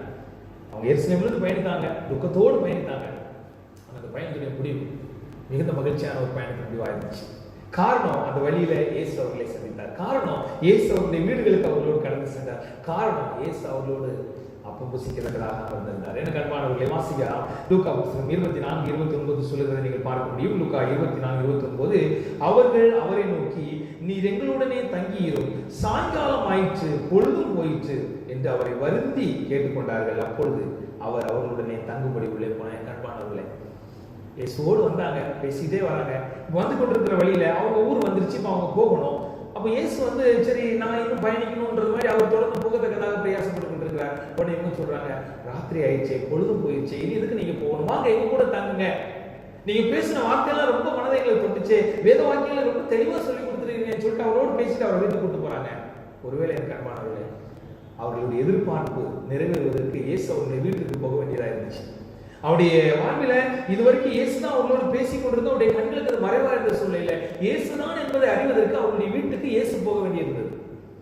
என்னுடைய வாழ்விலும் இயேசுவோடு பயணிக்கலாம். அவங்கள இயேசுவை குறித்தே பேசிக்கொண்டு கூட நீங்க இருந்திருக்கலாம். இயேசு உங்களுடைய வாழ்விலே வருகிற பட்சத்துல நீங்கள் ஒரு பெரிய மாற்றத்தை அடைய முடியும். அந்த மாற்றமானவர்களுடைய வாழ்விலே ஒரு பெரிய ரட்சிப்பு கூடான ஒரு நிச்சயத்தை கொடுக்கும் என்பதிலே சந்தேகம் இல்லை. எனக்கு அன்பானவர்கள், அந்த பகுதி எப்படி முடிகிறது சொன்னார், அவர்களுடைய அவர் பந்தி இருக்கையில், 30ஆவது வாக்கியம், அவர்களுடைய அவர் பந்தி இருக்கையில் அவர் அப்பத்தை எடுத்து ஆசீர்வதித்து அதை பிட்டு அவர்களுக்கு கொடுத்தார். அப்பொழுது அவருடைய கண்கள் திறக்கப்பட்டு அவரை அறிந்தார்கள். உடனே அவர் அவர்களுக்கு மறைந்து போனார். அந்த பகுதியை படிச்சு பார்த்தீங்கன்னா, அப்பத்தை எடுத்து பிக்கிறாரு, அவங்க புசிக்கிறாங்க, அவருடைய கண்கள் திறக்கப்படுது. உடனே இந்த எல்லாருடைய கண்கள் திறக்கப்படுது. உடனே இயேசு எடுத்து கொண்டாங்க. இயேசு உடனே அந்த திசை போயிறாரு, அங்கிருந்து போயிடுறாரு, மறைந்து போனார் என்று சொல்லப்படுகிறது. அங்கிருந்து கடந்து போய்விட்டார். எனக்கு அன்பான தேவனுடைய பிள்ளைகள், இப்ப இவங்க என்ன செஞ்சாங்க? இவங்களுடைய இந்த காரியமானது அதுக்கப்புறம் என்ன தாக்கத்தை உண்டு பண்ணுச்சுன்னா, அது வரைக்கும் கஷ்டமான ஒரு பயணத்தை செஞ்சு ரொம்ப பாரத்தோடு வந்திருக்கிறாங்க. ஆனா இயேசுவை சந்திச்ச உடனே இவங்க மனசுல என்ன ஒரு செய்தி வந்துச்சுன்னா, நாங்க இன்னைக்கு இயேசுவை பார்த்துட்டோம், இயேசுவை பார்த்தது எங்களுக்கு எவ்வளவு சந்தோஷமா இருந்துச்சு, எங்களுக்கு துக்கம் எப்படிப்பட்டதா இருந்துச்சு, நாங்க எப்படிப்பட்ட துக்கத்தோடு பயணத்தை தொடங்கினோம், எப்படிப்பட்ட மனபாரம் எங்களுக்கு இருந்துச்சு. ஆனா இப்ப இயேசுவை சந்திச்ச பிறகு எங்களுடைய துக்கம் எல்லாம் போயிடுச்சு, எங்களுடைய கவலை எல்லாம் போயிடுச்சு. நாங்க யாரை குறித்து கவலைப்பட்டு கொண்டிருந்தோமோ, யாரை குறித்து நினைத்து கொண்டிருந்தோமோ, யாரை குறித்து எங்களுடைய பயணத்தில் பேசி கொண்டிருந்தோமோ அவரே பார்த்துட்டாங்க. இனி பிரச்சனை இல்லை. ஒரு பிரச்சனை இருக்கு. என்ன பிரச்சனைனா, எங்களை போல சகோதரர்கள் அநேகர் எருசலேமில் இன்னும் இயேசுவை தேடி கொண்டிருக்காங்க. அவங்களுக்கு இந்த செய்தியை சொல்லணும்னு சொல்லி என்ன பண்ணாங்கன்னு பார்த்தீங்கன்னா, அந்த அனுபவத்தை நீங்க பார்த்தீங்க அப்படின்னா, உடனே அவங்க என்ன செய்றாங்களா, 33 வாக்கியத்திலே பாருங்கள், அந்நேரமே எழுந்திருந்து எருசலேமுக்கு திரும்பி போய் 17 பேரும் அவர்களோடு இருந்தவர்களுக்கு கூடியிருக்க கண்டு, கர்த்தர் மெய்யாகவே உயிர்த்தெழுந்து சீமோனுக்கு தரிசனமானார் என்று அவர்கள் சொல்லி கேட்டு, இந்த கண்மான அவங்க என்ன சொல்றாங்கன்னா, உடனே இயேசுவை பார்த்துட்டோம், இயேசு உயிர்த்தெழுந்தாருங்க, இயேசு நீங்க கல்லறையில தேடாதீங்க, நீங்க இந்த கல்லறையில இல்லாத இயேசுவை குறித்து கவலைப்படாதீங்க, அவர் இருக்கக்கூடிய கல்லறை இல்லைங்க, அவர் எழுப்பிட்டாருங்க, உயிர்த்தெழுந்தாருங்க. உயிர்த்தெழுந்த இயேசுவை பார்த்தோம் அப்படின்னு சொல்லி அந்த ராத்திரியிலே அப்பதான் பயணத்தை செஞ்சு முடிச்சிருக்காங்க, அப்பதான் வந்திருக்காங்க. இன்னும் சாட்சியா வந்து தெளிவா சொல்லுது, அவங்க சாப்பிடக்கூடிய ஞானம், எடுத்து வச்ச உணவை கூட டேஸ்ட் பண்ணாம வாயில எடுக்காம உடனே எல்லாத்தையும் போட்டுட்டு ஓடுறாங்களா, எங்க திரும்பவும் 8 மைல் போறாங்க. அப்போ நம்ம கணக்குப்படி இதுல 7 அல்லது 8 மைல் போட்டுருக்காங்க, நம்ம 8 எடுத்துக்கொள்வோம், 8 16 மைல் பயணம். திரும்ப வீட்டுக்கு வந்ததாங்கன்னா கூட ஒரு 8 மைல் சேர்த்துக்கணும். அப்போ அவங்களுடைய பயணத்தை அவங்க கவலைப்படலை, அவங்களுடைய காரியங்களை குறித்து அவங்க வேதனைப்படலை. அவர்கள் உடனே அந்த செய்தியை அறிவிக்க போனாங்க. இன்னைக்கு நீங்களும் நான் எனக்கு அன்பானவர்களே, இயேசுவை நீங்க பார்க்காம இருந்தவங்களுடைய துக்கம் நிரம்பியிருந்தா நீங்க இயேசுவை பார்த்திருக்க வேண்டும். இயேசுவை நீங்க பார்த்திருந்தா, பார்த்த இயேசுவை நீங்க சொல்லாம இருக்க முடியாது. இன்னைக்கு ஒருவேளை நம்மளால நம்ம இயேசுவை குறித்து மற்றவர்களுக்கு சொல்ல முடியல அப்படின்னு சொன்னா, இயேசுவை நம்ம பார்த்து ஒரு அனுபவத்தை மற்றவர்களுக்கு அனுபவிச்சு சொல்ல முடியல அப்படின்னு சொன்னா, அடைய நேரத்துல நாம் இயேசுவை பார்க்க வேண்டிய அவசியம் உண்டாகிறது. அந்த இயேசுவை நம்ம பார்த்து விட்டோம் என்று சொன்னார், நம்முடைய பாரம் அதுவாக இருந்திருக்கும் என்று சொன்னார், அந்த பாரத்தின் மத்தியிலே இயேசுவை நாம் சந்தித்தது உண்மை என்று சொன்னார், நம்முடைய வழியிலே இயேசுவை நாம் கண்டது உண்மை என்று சொன்னார், நாம் ஒருவேளை கண்கள் மறைக்கப்பட்டவர்கள் அந்த இயேசுவோடு பயணித்துக் கொண்டிருந்தாலும் அவரை நாம் சந்தித்தது உண்மை என்று சொன்னார். இவங்களால சாப்பிட முடியலங்க, இவங்களால அங்க இருக்க முடியலங்க, அவங்க குடும்பத்தை பத்தி எல்லாம் கவலைப்படலங்க, அவங்க பயணங்கள் அங்க நடந்ததெல்லாம் பேசுறதுக்கு அங்க நேரம் இல்லைங்க. உடனே அவங்க எருசலேமுக்கு போய் தங்களை போல பாரத்தோடு இருக்கிற சகோதரர்களுக்கு அந்த இயேசுவை பற்றி சொன்னாங்க. இன்னைக்கு அநேக சகோதரர்கள் இயேசு அறியாம, இயேசு இருக்கிறது தெரியாம, இந்த உலகத்துல இப்படிதான் இருக்க போகுது, இந்த உலகம் இப்படிதான் முடிய போகுது, இந்த வியாதி வந்தாச்சு இப்படி வைக்க போறாங்க, பலவிதமான செய்திகள், பலவிதமான மனதை தோழ செய்கிற செய்திகளை கேட்டு இதுதான் முடிஞ்சு போச்சு, நம்பிக்கையில வாழ்க்கையில அர்த்தமே இல்லைன்னு சொல்லி வாழ்ந்து கொண்டிருக்காங்க. நீங்க இயேசுவின் மூலமாக வாழ்க்கையின் அர்த்தத்தை கண்டுபிடித்திருந்தார், நீங்களும் நான் இயேசுவின் மூலமாக இயேசுவை சந்தித்தது மூலமாக நம்முடைய நிலையை புரிந்திருந்தா, நீங்களும் நான் இயேசுவை சந்தித்தது மூலமா உங்களுடைய உள்ளத்தில் இருந்த பாரங்கள் அகன்றிருந்தா, நீங்களும் நான் இயேசுவை சந்தித்தது மூலமாக நம்முடைய வாழ்க்கையில எதிர்பார்த்த நன்மைகளும் மகிழ்ச்சிகளும் கிடைத்திருந்தா, அது கிடைக்காத எத்தனை பேர் இருக்காங்க, அவங்களுக்கு சொல்ல நான் கடமைப்பட்டிருக்கோம். எனக்கு அன்பானவர்கள் உடனே போனாங்க. அந்த பாதையை குறித்து சாட்சியம் சொல்லுது, கரண்டு முரடான பாதை, மேடுபலமான பாதை. வருகிற பொழுது அந்த பாதையில மெதுவா நடந்து வந்தாங்களா, கடினமான ஒரு சூழ்நிலை அப்படி மெதுவா நடந்து வந்து கொண்டிருந்தாங்களாம். ஆனா இயேசுவை சந்தித்த அந்த செய்தியை கொண்டு போகிற பொழுது, நீங்க வாய்ப்பு கிடைத்த அந்த டிசரவேஜ் புத்தகத்தை படிச்சு பாருங்க. அவங்க பாத்தீங்கன்னா அந்த நற்செய்தியை எடுத்துக்கொண்டு அந்த கரடுமுரடான பாதையில வேகமா ஓடுறாங்களாம். சறுக்கான பாதை இருந்துச்சு, கடினமான சூழ்நிலை, எதையும் அவங்க பொருட்படுத்தல. அவங்களுடைய நோக்கம் எல்லாம் ஒண்ணே ஒண்ணுதான், நான் துக்கமா இருந்தேன், என்னுடைய வாழ்வில் துயரமா இருந்தேன், இயேசுவை பார்க்கணும்ன்ற ஏக்கத்தோடு இருந்தேன், நான் இயேசுவை பார்த்துட்டேன், என் வாழ்க்கையில துக்கம் போயிடுச்சு, கவலை கடந்து போயிடுச்சு, மனதில் எனக்கு ஒரு பெரிய மகிழ்ச்சி உண்டாகி விட்டது. அதனால அப்படிப்பட்ட இந்த சூழ்நிலையில, அப்படிப்பட்ட ஒரு யோசனையில ஆண்டவரை நாங்க சந்திச்சிட்டோம். அப்படிப்பட்ட அந்த சந்திப்பின் மூலமாக, அந்த இயேசுவை சந்திச்சது மூலமா எங்களுக்கு மகிழ்ச்சி கிடைச்சு. அது போல சந்திப்ப முடியாத பிள்ளைகளுக்கு நாங்கள் சொல்லணும்னு சொல்லி துயரத்தெல்லாம் மறந்துட்டு அதெல்லாம் தூக்கி தூரம் வச்சுட்டு உடனே அவர்கள் போய் சொன்னாங்க, நீங்க நம்முடைய நிலை என்னவா இருக்குது, நாம் இயேசுவை சந்தித்திருந்தா நாம் கண்டிப்பா சொல்லாமல் நம்மளால இருக்க முடியாது. ஒருவேளை சந்திக்காத இருந்தா நம்மளால சொல்ல முடியாது. புரிஞ்சுட்டீங்களா? வித்தியாசம் புரிஞ்சுட்டீங்களா? நாம் சந்தித்து இருந்தால் நிச்சயமாக நம்மளால சொல்லாம இருக்க முடியாது. சந்திச்சிருந்தோம்னா கண்டிப்பா இவங்களை போல அடக்கி வச்சுலாம் இருக்காங்க, இவங்களை போல நம்ம அப்படியே அவங்களுடைய காரியங்களை யோசிச்சு பார்த்தீங்கன்னா அவங்களால இருக்க முடியல. அவங்க ஓடுறாங்க, திரும்ப ஓடுறாங்க, அந்த தூரத்தை பார்க்கல, நேரத்தை பார்க்கல, ராத்திரியும் பார்க்கல, வெளிச்சம் இல்லாத ஒரு பயணமான பாதை எதையுமே பார்க்கல போய் சொல்லிட்டாங்க. சந்தித்தால் சொல்லாம இருக்க முடியாது, சந்திக்கலன்னா சொல்ல முடியாது. ஏன்னா சந்தித்த அந்த அனுபவம் தான் நம்ம சொல்லக்கூடிய ஒரு தாற்பயமாகவே இருக்க போகிறது. அதுதான் அந்த அனுபவத்தினுடைய ஒரு பெரிய ஒரு செய்தியாகவே இருக்க போகிறது. எனவே நீங்கள் இதை சிந்தித்து பார்த்து ஆண்டுடைய கருத்தில் உங்களை ஒப்புக் கொடுக்க வேண்டும் என்று நான் விரும்புகிறேன். அந்த பகுதியை நான் வாசித்து முடிக்க விரும்புகிறேன். லூக்கா 24:34 சொல்கிறது. 34:35 பார்க்கிற பொழுது, கர்த்தர் மெய்யாகவே உயிர்த்தெழுந்து சீமோனுக்கு தரிசனமான என்று அவர்கள் சொல்ல கேட்டு வழியிலே நடந்தவைகளையும் அவர் அப்பத்தை பிற்கையில் தாங்கள் அவரை அறிந்து கொண்டதையும் விவரித்து சொன்னார்கள். நாங்க அது வரைக்கும் அவர் தெரியலங்க, ஒரு முறை பேசிட்டு போயிட்டு இருந்தோங்க. ஆனா அங்க போய் அந்த அப்பத்தை பிடிக்கும் போது வேதம் சொல்லுடைய கண்கள் திறக்கப்பட்டது. உடனே அவர் இயேசு என்று அறிந்து கொண்டார்கள். அந்த செய்தியெல்லாம் சொல்றாங்க. இயேசு உயிர்த்தெழுந்தார், அது உண்மைதான், அதுல மாற்றம் இல்லை, அதுல சந்தேகம் இல்லை, அதுல எந்தவித குறையும் இல்லைன்னு சொல்லி இயேசு குறித்து அவங்க சொல்றாங்க. நீங்களும் நான் அந்த இயேசுவை சந்திக்க வேண்டும். ஒருவேளை உங்களுடைய வாழ்வில் உங்களுடைய பிரச்சனை மத்தியில் உங்களுடைய நினைவுகள் இயேசுவை குறித்து தான் இல்லாமல் இருக்குதா? இயேசுவை குறித்து நீங்க வீட்டில் பேசாம இருக்கிறீங்களா? இந்த 2.5-3 மாதங்களாக எத்தனையோ வாய்ப்பு கிடைத்தது இயேசுவை குறித்து வீட்டிலே பேசுவதற்கு நாம் பேசாம இருக்கிறோமா? நீங்க இயேசுவை குறித்து பேசினா இயேசு அங்க வருகிறார். இயேசு அங்க வந்து நிச்சயம் என்று சொன்னார், உங்களை சந்திக்கிறார், நீங்களும் அவரை சந்திக்க முடியும். சந்தித்த அந்த அனுபவம் உண்மை என்று சொன்னார், அதை நம்மளால சொல்லாமல் இருக்க முடியாது. ஒருவேளை நமக்கு சொல்வதற்கு என்ன இருக்கு, இயேசுவை குறித்து சொல்வதற்கு நம்முடைய என்ன இருக்கு, நம்ம யோசித்துக் கொண்டிருக்கோம் என்று சொன்னார், நாம் ஒருவரை சந்திக்கவில்லை என்பதையும் அது தெரியப்படுத்துகிறது. எனவே சிந்தித்து பாருங்க, ஆண்டவரை சந்திக்க வேண்டும். ஆண்டவரை நீங்கள் சந்திக்க ஆவலோடு இருக்க வேண்டும். நீங்கள் உங்களுடைய வாழ்விலே இந்த நாட்களில் இயேசுவை சந்தித்தார், அவர் சீக்கிரமாக வரப்போகிறார். அவரை சந்திக்க நீங்கள் நான் ஆயத்தப்பட வேண்டும் என்று வேறு சொல்கிறபடி அவரை சந்திக்க ஒரு வாய்ப்பை நம்ம மறுபடியும் கொடுக்கிறார். எனவே நாம் இந்த அனுபவத்தை பெற்றவர்களாக வேத வாக்கியத்திலே நாம் பார்க்கிறோம். இந்த சம்பவம்லாம் முடிகிற வேளையில லூக்கா 24:36 நீங்கள் இந்த செய்தியை முடிக்க முடியும். என்ன சொல்லப்படுகிறதுன்னு சொன்னால், இவைகளை குறித்து அவர்கள் பேசிக் கொண்டிருக்கையில் இயேசு தாமே அவர்கள் நடுவில் நின்று அவர்களுக்கு சமாதானம் என்றார். அன்பானவர்களே, இதெல்லாம் அவர்கள் பேசிக்கொண்டு இந்த செய்தியெல்லாம் அவர்களுக்கு கொடுத்து கொண்டு இவைகளை குறித்த ஒரு யோசனையோடு அவர்கள் நின்று கொண்டிருந்த அந்த வேளையில இயேசு தாமே அவர்கள் நடுவிலே தோன்றி அவர்களுக்கு அவர் சொன்ன ஒரு செய்தி என்னவென்று சொன்னால் சமாதானம் என்று ஒரு செய்தியை சொல்லிட்டு அவர்களுக்கு மகிழ்ச்சி, நீங்கள் கலங்க வேண்டியதில்லை, உங்களுக்கு சமாதானம் இது முதல் என்று சொல்லி ஆண்டவராகிய இயேசு கிறிஸ்து அவர்களோடு பேச ஆரம்பித்திருந்தார். எனக்கு அன்பானவர்களே, யோசித்து பாருங்கள். இன்னைக்கு நம்முடைய வாழ்விலே உங்களுடைய வழிகளிலே நீங்கள் அவரை நினைத்திருக்கிறீங்களா? அவரை நீங்க சந்திக்க ஆயத்தமா இருக்கிறீங்களா? அவருடைய வழியிலே அவரை நினைக்கிறவர்களே அவர் சந்திக்கிறார். இன்னைக்கு ஆண்டவர் நம்மை சந்திக்க வாஞ்சியோடு இருக்கிறார். இந்த பிரச்சனைகள் மத்தியில் இயேசு நம்மை சந்திக்க விரும்புகிறார். இந்த போராட்டங்கள் நடுவில் இயேசு நம்மை சந்திக்க விரும்புகிறார். நம்முடைய கண்ணீரை துடைக்க விரும்புகிறார். நம்மோடு பேசி நம்முடைய குடும்பத்தில் இருக்கிற மனபாரங்களை நீக்க விரும்புகிறார். இந்த உலகத்தில் நடக்கிறவைகளை குறித்து நீங்கள் கலங்க வேண்டாம், உங்களுக்கு சமாதானம் உண்டாவதாக என்று சொல்ல அவர் ஆஞ்சிருக்கிறார். அவர்களுடைய சமாதானத்தை பெற்றுக்கொள்ள அவருடைய சமூகத்திலே நீங்கள் உங்களை நம்மை ஒப்புக் கொடுக்க வேண்டும் என்று விரும்புகிறார். அவர் உங்களோடு நடக்க ஆயத்தமாக இருக்கிறார். நீங்கள் அவரோடு நடக்க ஆயத்தமா? அவர்கள் இதுவரை நீங்கள் அந்த அனுபவத்தை பெறாதிருந்தால் இன்றைக்கு முதல் நீங்கள் அவரோடு நடக்க அவர் உங்களை அழைக்கிறார். இயேசு அழைக்கிறார். அந்த அனுபவத்தை நீங்கள் பெற்றுக்கொண்டு அவரோடு நடக்க நீங்கள் பிரயாசப்படுங்கள். கர்த்தர் உங்களை அந்த பாதைகளை நடத்தி அந்த பாதைகளை செவைப்படுத்தி அவருடைய ராஜ்யம் செய்த பாக்கியத்தை நாம் ஒவ்வொருவரும் கொடுப்பார்கள். இந்த கிருபைகளை நாம் ஒவ்வொருவரும் பெற்றுக்கொள்வோம். கர்த்தர் தாமே நம்மை ஆசீர்வதிப்பார்கள். ஆமென். நம்முடைய இந்த ஆராதனையுடைய நிறைவாக தேவனுடைய சமூகத்திலே நாம் ஒரு பாடலை பாடப் போகிறோம். தட்டி தட்டி நிற்கிறார், காத்து கொண்டிருக்கிறார். இந்த 201 பாடலை நாம் பாடப் போகிறோம். 201 பாடல்.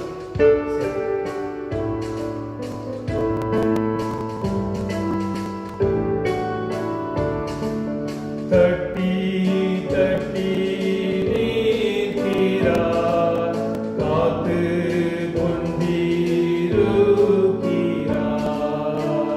பரதேசி போல வந்தும் ராஜனாய் விளங்குகிறார். மனமே வந்துணர்ந்து கதவை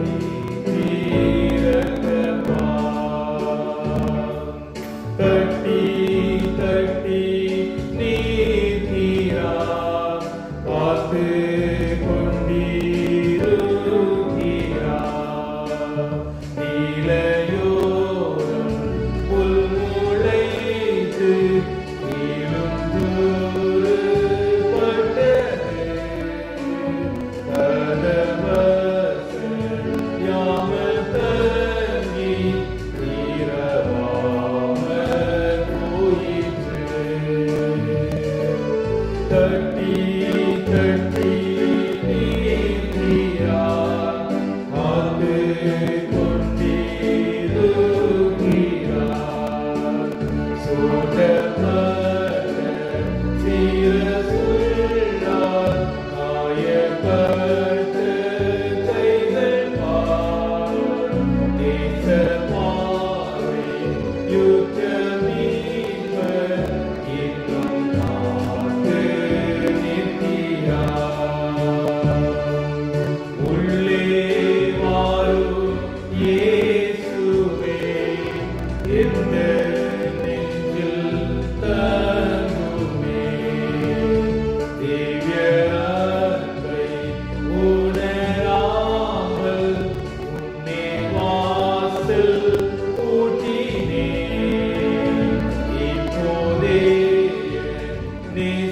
நாதா உள்ளே வாரும் வாருமே. கண்களை ஜெபம் செய்வோம். ஆண்டுடைய சமூகத்திலே நாம் நம்மை தாழ்த்தி ஒப்பு கொடுத்தவர்களாய் ஆண்டவரே தட்டி தட்டி நிற்கிறீர், எங்களுக்காய் காத்து கொண்டு நிற்கிறீர். ஆண்டவரே எங்கள் இருதயத்திலே நீ வாசம் பண்ண விரும்புகிறீர். ஒருவேளை நாங்கள் எங்கள் இருதயத்திலே உண்மை குறித்த சிந்தனை இல்லாமல் நாங்கள் கேள்விப்பட்டவைகளையும் பார்த்தவைகளையும் எங்களுடைய மனதிலே தாக்கங்களை உண்டு பண்ணினவைகளையும் நினைத்துக் கொண்டிருந்தார், உம்முடைய வழியிலே உம்மை நினைக்கிறவர்களை நீர் சிந்திக்கிறீர் அல்லது சந்திக்கிறீர், உம்மை குறித்த நினைவுள்ளவர்களை நீர் சந்திக்கிறீர் என்ற இந்த வார்த்தைகளை எண்ணி பார்த்து நாங்கள் இந்த எருசலேமிலிருந்து எம்மாவுக்கு கடந்து சென்ற அந்த சீசருடைய அனுபவத்தை நாங்களும் பெற்றுக்கொள்ள எங்களுக்கு உதவி செய்யும் ஆண்டவரே என்று சொல்லி ஒப்பு கொடுத்து நாம் ஜெபிப்போம். என்னோடு சேர்ந்து எங்கள் ஜெபத்தில் இணையபடி அன்போடு கேட்டுக்கொள்கிறேன். கிருபை நிறைந்த நல்ல ஆண்டவரே, இந்த நல்ல தருணத்திற்காக நாங்கள் உம்மை ஸ்தோத்திரிக்கிறோம். நீர் நல்லவர், நீர் வல்லவர், நீர் கிருபை உள்ளவர் என்பதற்காக நாங்கள் உம்மை ஸ்தோத்திரிக்கிறோம். எங்களுடைய மன்றாட்டுகளை கேட்டு எங்களுடைய வாழ்விலே எங்களுடைய பிரச்சனைகளை பார்த்து மனது உருகுகிற தெய்வமாயிருக்கு. எங்களுடைய கண்ணீரை துடைக்கத்தக்கதாக நாங்கள் பாரமடைந்திருக்கிற வேளையிலே எங்கள் அருகிலே வந்து எங்களுடைய கஷ்டங்களை எங்களுடைய கண்ணீரையும் மாற்ற அவளோடு இருக்கிற தெய்வமாய் இருப்பதற்காக ஸ்தோத்திரிக்கிறோம். இந்த நாளில் உட்பட கர்த்தாவே, உம்முடைய வழியிலே உம்மை குறித்து நினைக்கிறவர்களை நீர் சந்திக்கிறீர் என்ற வார்த்தைகளை நாங்கள் நினைத்து பார்த்தோம். உன் சுய புத்தியின் மேல் சாயாமல் உன் முழு இருதயத்தோடும் கர்த்தரில் நம்பிக்கையா இருக்கு உன் வழிகளில் எல்லாம் அவரை நினைத்துக் கொள், அப்பொழுது உன் பாதையை செவைப்படுத்துவார் என்று சொன்ன வாக்குத்தத்தங்களுக்காக நன்றி செலுத்துகிறோம். இன்றைக்கு ஒருவேளை எங்கள் வாழ்விலே நாங்கள் கேட்கிற செய்தியினாலே, நாங்கள் கடந்து வருகிற அனுபவத்தினாலே, நாங்கள் பார்க்கிற மனிதர்களினாலே, எங்களை சுற்றி நடக்கிற சம்பவத்தினாலே நாங்கள் தாக்கப்பட்டவர்களாய் அநேக வேளையிலே ஆண்டவரே எங்களுடைய மனது துவண்டு போகிற நேரத்தில் எங்களுடைய சுய புத்தியை நாங்கள் சார்ந்து விடுகிறோம். உண்மை கூட நாங்கள் அநேக நேரத்தில் மறந்து விடுகிற ஒரு நிலைக்கு தள்ளப்படுகிறோம். ஆனாலும் ஆண்டவரே, உம்மை மறவாமல் நினைக்கிற பொழுது நீர் எங்கள் மத்தியில் வருகிறீரப்பா, அதற்காக ஸ்தோத்திரம். இன்று முதல் ஆண்டவரே, நாங்கள் உம்மோடு நடக்கத்தக்கதான ஒரு தீர்மானத்தை எடுக்கவும், இதுவரை நடந்திருந்தாலும் அந்த நடையிலே நாங்கள் ஓய்ந்திருந்தாலும் தொடர்வதற்கான வாய்ப்பை தாங்கப்பா. இந்த சமூகத்தில் எங்களை ஒப்புக் கொடுக்கிறோம் ஆண்டவரே. நீர் எங்களோடு இருந்து எங்கள் ஒவ்வொருவரையும் நீர் சந்திக்க வேண்டுமா நாங்கள் ஜெபிக்கிறோம் ஆண்டவரே. எங்களுடைய வழிகளிலே எங்களை சந்தித்து அந்த சீசர்களுக்கு வெளிப்படுத்துவது போல எங்களுக்கு வெளிப்படுத்தி நீர் எங்களுக்கு வெளிப்பட்ட அந்த செய்தியை நாங்கள் அநேக துக்கத்தோடு இருக்கிற ஆண்டவரை அறிய முடியாமல், ஆண்டவரை புரிந்து கொள்ளாமல், ஆண்டவரை தொலைத்தவர்களாய் வாழ்விலே வாழ்க்கையை தொலைத்து காணப்படுகிற பிள்ளைகளுக்கு இந்த அன்பை எடுத்து சொல்லுகிறவர்களாய் எங்களை பயன்படுத்தும் ஆண்டவரை. எங்களை ஒப்புக் கொடுக்கிறோம் ஆண்டவரை. கேட்ட செய்திக்கு எங்களை ஒப்புக் கொடுக்க உதவி செய்யுங்க. நாங்கள் அதுபடி வாழ உதவி செய்யுங்க. ஆண்டவர் எங்களோடு வாசம் பண்ண தட்டி தட்டி நிற்கிறாரே, அவருக்கு நாங்கள் திறந்திருக்கிறோமா, இன்றைக்கு நாங்கள் திறக்கிறோம் என்று சொல்லி எங்கள் வாழ்விலே அவருக்காக எங்களை ஒப்புக் கொடுக்க எங்களுக்கு உதவி செய்யுங்க. எங்களை தாழ்த்துகிறோம், எங்களை வெறுமையாக்குகிறோம். அவருடைய சமூகத்தில் எங்களை ஒப்புக் கொடுக்கிறோம் ஆண்டவரே. இந்த நாளிலே கேட்ட செய்திக்கு எங்களை நாங்கள் அர்ப்பணித்து வாழ கேட்ட ஒவ்வொருடைய உள்ளத்தினுடைய ஆவியானவர் கிரியை செய்த ஆண்டவரே. நாங்கள் உமக்கு கணிதெடுக்கிற பிள்ளைகளாய், உமக்காக காத்திருக்கிற பிள்ளைகளாய், உம்மோடு நடந்து அந்த நித்திய ராஜ்யத்திலே பிரவேசிக்கிற பிள்ளைகளாய், குடும்பமாய் உடைய சமூகத்திலே காணப்படுகிற பிள்ளைகளாய் காணப்பட உதவி செய்ய ஒப்புக் கொடுக்கிறோம். எங்களை தாழ்த்துகிறோம், எங்களை வெறுமையாக்குகிறோம். தொடர்ந்து எங்கள் மத்தியில் விளைவிடமாக இருக்கிற பிள்ளைகளுக்காக, தேவைகளோடு இருக்கிற பிள்ளைகளுக்காக, கண்ணீரோடு கவலையோடு பாரத்தோடு இருக்கிற பிள்ளைகளுக்காக, இன்னும் பலவிதமான தேவைகளோடு இருக்கிற பிள்ளைகளுக்காக, மருத்துவ பணிகளை செய்து கொண்டிருக்கிற மருத்துவர்களுக்காக, செவிலியர்களுக்காக, திருச்சபையில் இருக்கிற வயதுபர்களுக்காக, வாலிபர்களுக்காக, ஒவ்வொரு குடும்ப அங்கத்தினர்களுக்காக நாங்கள் ஜெபிக்கிறோம். ஒவ்வொருவரையும் தொழுந்தப்பா ஆவினாலே நிரப்புவதற்காக இந்த பரிசுத்தமான நாளிலே அந்த பரிசுத்தத்தை நாங்கள் தேவ சமூகத்திலே நாங்கள் காத்திருந்து அந்த நிறைவை பெற்றுக்கொள்ளவும், அந்த நிறைவான ஆசீர்வாதத்தோடு கூடிய மனமகிழ்ச்சியை பெற்றுக்கொள்ளவும், இளைப்பாறுதலையும் அந்த ஆசீர்வாதங்களை கண்டுகொள்ளவும் உதவி செய்யுங்க. எங்களை காத்துகிறோம். தொடர்ந்து ஜெபிக்க கேட்டுக்கொண்டு ஒவ்வொரு பிள்ளைகளுக்காக ஜெபிக்கிறோம். எல்லாவற்றையும் சமூகத்தில் வைக்கிறோம். இந்த நாளில் செய்தி கேட்ட ஒவ்வொரு உள்ளத்திலும் தேவன் இந்த செய்தியை பதிய செய்து இதன்படி வாழ எங்களுக்கு உதவி செய்து எங்களை வழிநடத்த வேண்டுமாய் எங்கள் இயேசுவின் இன்ப நாமத்தினாலே கேட்கிறோம். எங்கள் பரிசுத்த பிள்ளை, எங்கள் பரமபிதாவே, ஆமென். என் ஆத்துமாவே கர்த்தரை ஸ்தோத்திரி, என் முழு உள்ளமையுடைய பரிசுத்த நாமத்தை ஸ்தோத்திரி. என் ஆத்துமாவே கர்த்தரை ஸ்தோத்திரி, அவர் செய்த சகல உபகாரங்களையும் மறவாதே. ஆமென். கர்த்தர் உங்களை ஆசீர்வதித்து உங்களை காக்க கடவர். கர்த்தர் தம்முடைய முகத்தை உங்கள் மேல் பிரகாசிக்கப்படுவதற்கு கிருபையாக கடவர். கர்த்தர் தம்முடைய முகத்தை உங்கள் மேல் பிரசன்னமாக்கி உங்களுக்கு சமாதானம் கட்டளையிட கடவர். நம்முடைய கர்த்தராகிய இயேசு கிறிஸ்துவானவருடைய கிருபையும், பிதாவாகிய தேவனுடைய அன்பும், பரிசுத்த ஆவியானவருடைய ஐக்கியம், சிநேகம், பாதுகாப்பு, வழிநடத்துதலும், ஆறுதலும், தேர்தலும் இன்றும் என்றும் சதா காலங்களிலும் இந்த நாளில் இந்த செய்தியை கேட்ட பிள்ளைகளோடு கேட்க முடியாவிட்டாலும் தூரத்திலிருந்து இந்த நாளிலே ஆண்டவருடைய சமூகத்திலே ஜெபித்துக் கொண்டு ஆண்டவரை தேடிக்கொண்டிருக்கிற ஒவ்வொரு பிள்ளைகளோடு கர்த்தருடைய கிருபையானது நாளும் நிலைத்திருந்து எப்பொழுதும் எல்லா நன்மையும் சுகபலனோடும் காப்பதாக.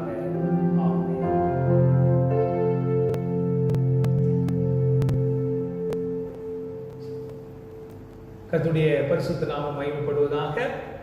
உங்களுக்கு இனிய வாழ்த்துக்களை தெரிவித்துக் கொள்கிறேன். நாளைய தினத்திலே நம்முடைய வழக்கத்தின்படியே சரியாக 9:30 மணி அளவிலே நம்முடைய ஓய்வு நாள் பள்ளி நிகழ்ச்சியானது உங்களுக்கு ஒளிபரப்பப்படும்.